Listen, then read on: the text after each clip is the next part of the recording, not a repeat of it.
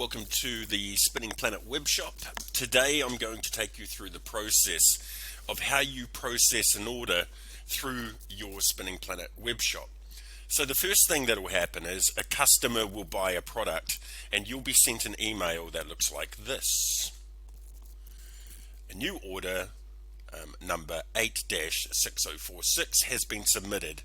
Attached is the invoice that has been sent to the customer. Please visit the webshop orders section to process the order. I'll also show you what it looks like to the customer. So they get sent this email.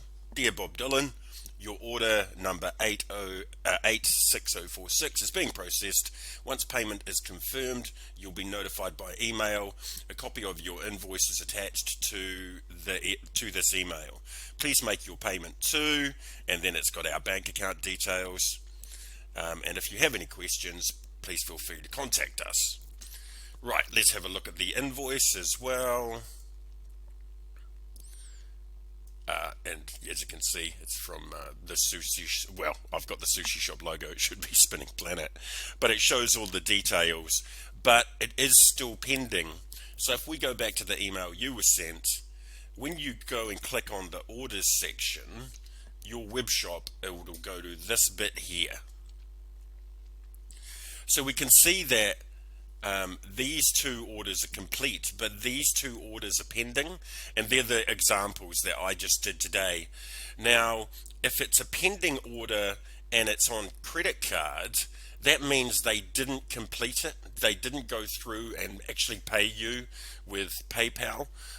So you need to actually email them and say, hey, I see you've made an order, but your credit card payment hasn't come through. Did you need any help? In contrast, this order here, which is done by bank transfer that's pending, you have to check your bank account to see if the money's come in. Now, depending on your bank, this can take up to 2 days.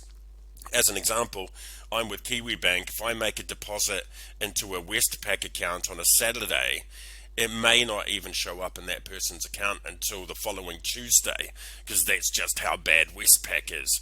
So you do need to take that into account.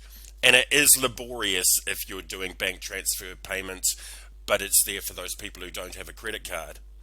Normally what happens with a credit card is it automatically goes to pending because PayPal sends a response back to your web shop that says it's been paid. So I'll just show you what that looks like by moving this to paid status, as if PayPal had done it. And now if I go back and have a look at my email, we've got a new email come in that says that the payment has been processed for this order. So if you know the payment's been done, you'd then go back to your orders section of the web shop. Oops, where am I? Here. You'd go back to here and you'd go, cool, I can see that's paid. You'd then pack up the product and send it. And once it's sent, you'd change its status to completed or complete. Now, the reason that you change the status each time is because the customer is automatically sent an email. So if I go back to my emails over here, I just changed that order status to complete, and it's emailed the admin of the website with a copy of the completed invoice, and it's also emailed the customer. So we can see that when I changed it to paid, it sent them an email saying we've received your payment, and when I changed it to complete, it sends them an email saying your order is being complete and it's being shipped. And that's how easy it is to process payments.